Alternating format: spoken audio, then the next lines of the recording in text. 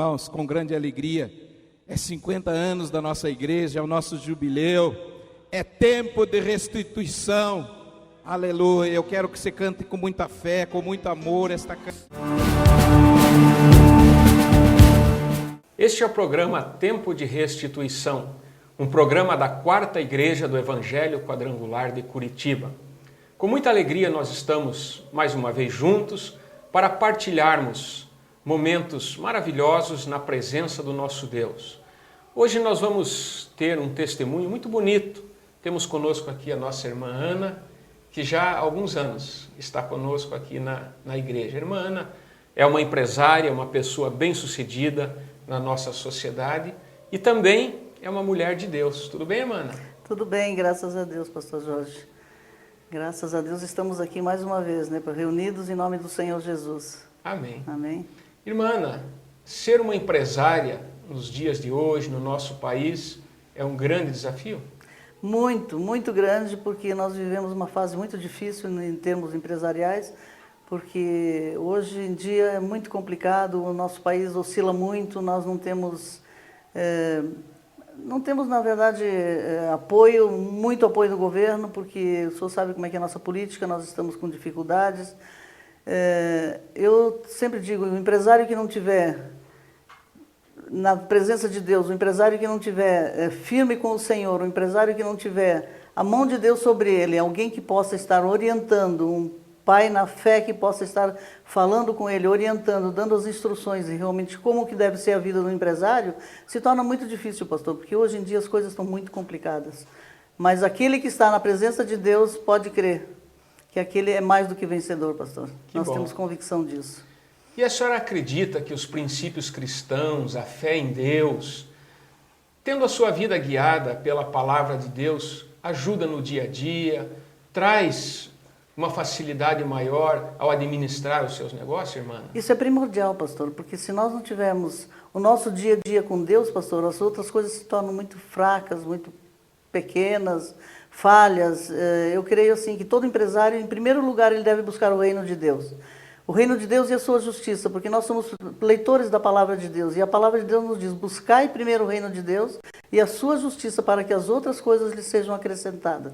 Então eu creio, pastor, se nós não buscarmos a Deus em primeiro lugar, essa vida é muito em vão, essa vida é muito fraca, ela é muito pequena, ela é muito carente, e todo empresário carece da presença de Deus, porque se ele não estiver firme com o Senhor, ele realmente padece, ele tem dificuldades, o dia a dia, a nossa vida não é fácil como empresário, mas se nós estivermos no Senhor, se nós estivermos firmes com Deus, nós estivermos participando de uma igreja, nós somos participantes assíduos na igreja, eu creio que o empresário se torna muito mais tranquilo, ele entende as coisas com mais facilidade, o dia a dia dele se torna muito mais fácil. Não é fácil ser empresário, não é fácil, mas com Deus todas as coisas são possíveis. E a senhora sempre foi uma pessoa religiosa? Qual foi a sua formação religiosa? Como foi o seu berço, o seu início numa caminhada cristã? Na verdade, pastor, eu sou de um berço católico. Eu nasci num berço católico, até posso dizer aqui que eu sou neta de padre. Quando eu falo que eu sou neta de padre, as pessoas riem de mim, mas eu explico como que eu sou neta de padre. Eu sou neta de padre ortodoxo. E padre ortodoxo, meu avô foi um padre ortodoxo há muitos anos, até vir a falecer, ele pregava na igreja ortodoxa. A diferença da igreja católica para a igreja ortodoxa é que o padre ortodoxo se casa, normalmente constitui família como um pastor evangélico. E padre da igreja católica, ele não casa, não é permitido o casamento. Então eu, na verdade, nasci num berço católico ortodoxo. E graças a Deus eu aprendi muita coisa na igreja ortodoxa, mas eu, na verdade, hoje eu posso dizer que eu aprendi na igreja evangélica. Interessante, irmã. E o que fez a senhora, que teve uma formação ortodoxa desde a sua infância, um dia vir parar numa igreja evangélica, que no caso foi a Capela Missionária ali no centro de Curitiba? Na verdade, assim, há 28 anos atrás, quando eu me converti na igreja evangélica, foi o motivo do seguinte: meu marido era muito doente,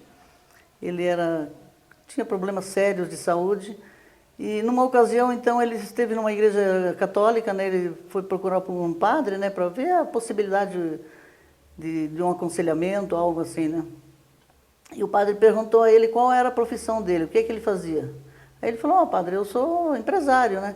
Eu falei, mas todo empresário fica louco, então você está ficando louco também. Então é assim mesmo, não tem solução para o teu caso.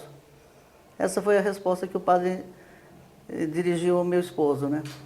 E aí, então, onde nós fomos para a igreja evangélica. O meu marido foi primeiro para a igreja evangélica, foi na igreja ali no centro de Curitiba, né, na Capela Missionária.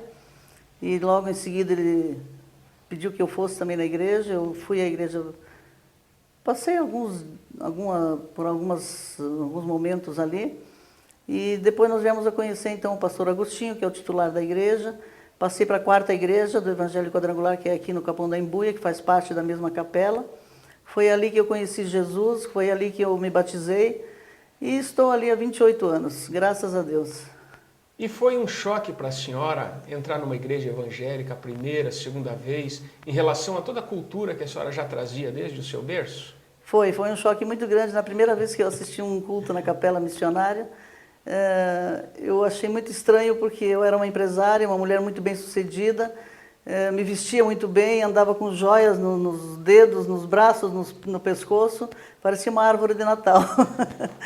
E quando eu entrei numa igreja evangélica, eu sentia aquele povo tão humilde, tão simples, eu percebia que aquelas pessoas eram tão simples, tão humildes, mas eram tão felizes. E eu, com o problema do meu esposo, na verdade, eu me sentia uma mulher rica, porém rica entre aspas, né? Porque eu era uma mulher muito pobre. Eu fui entender isso depois que eu entrei na igreja, que aquelas pessoas que cantavam na igreja, que oravam em voz alta, batiam palmas, eu dizia, puxa, mas que povo barulhento, que povo estranho, por que isso tudo, né? Na igreja católica a gente entrava na igreja pisando na pontinha do pé. E eu me senti muito estranha ali dentro, mas ao mesmo tempo, como o pastor Agostinho estava pregando naquela tarde, eu tive essa felicidade de participar daquele culto e o pastor Agostinho estava pregando, e eu me lembro que até hoje a mensagem que ele pregou foi São Mateus 11:28, que dizia assim, vinde a mim todos vós que estáis cansados e oprimidos, que eu vos aliviarei. E ele estava pregando essa mensagem, e eu pensei aqui comigo, poxa, mas é exatamente o que eu estou sentindo, né? Esse povo é um povo humilde, um povo simples, mas é um povo feliz. Eles não têm um fardo pesado, e eu tenho um fardo muito pesado nos meus ombros. E depois ele fez o apelo, né, para quem quisesse aceitar Jesus. Eu fui muito rapidamente lá para frente aceitar esse Senhor Jesus, e até hoje eu sirvo o Senhor Jesus como meu único e suficiente Salvador. Que bom. Irmã, ao longo dessa caminhada que a senhora teve algum fato que aconteceu onde a senhora viu Deus agindo na sua vida ou na vida de pessoas, um fato que lhe marcou profundamente? Sim, marcou porque logo passaram-se alguns meses, não muitos meses, uns 3, 4 meses devem ter se passado. Nós tínhamos um funcionário na empresa, um financeiro na empresa, e a esposa dele era paralítica. Ela fez uma laqueadura, passou por todo o trâmite normal dentro do hospital, recebeu alta, passou bem, sem problemas.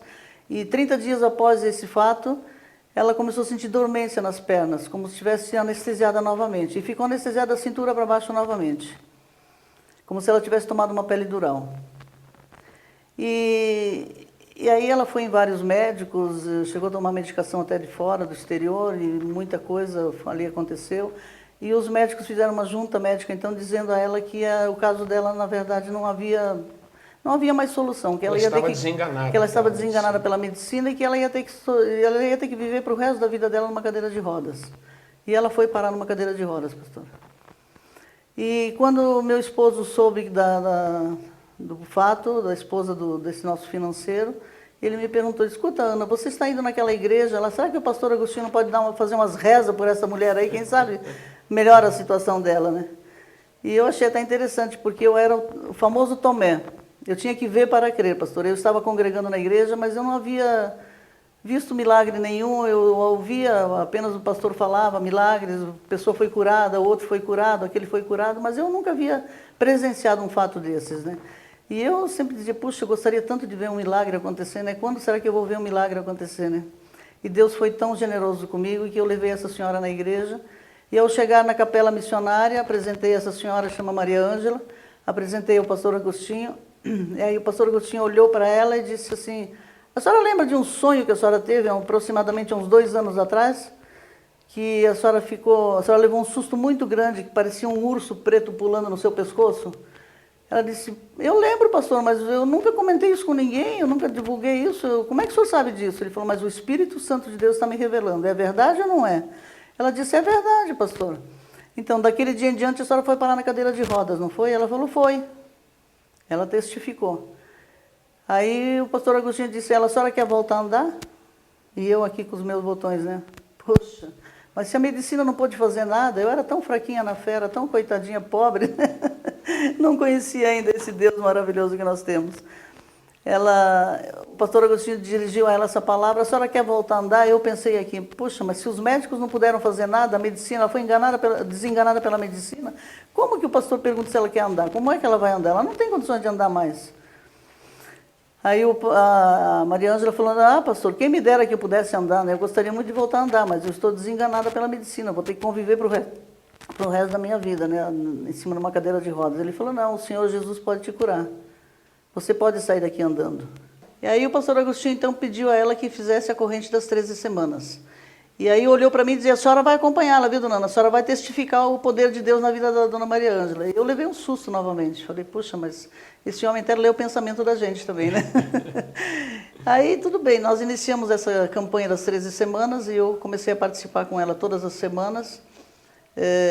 Foi ali pela terceira, quarta, quinta semana, eu não me recordo exatamente quantas semanas se passaram, ela faltou, ela não apareceu.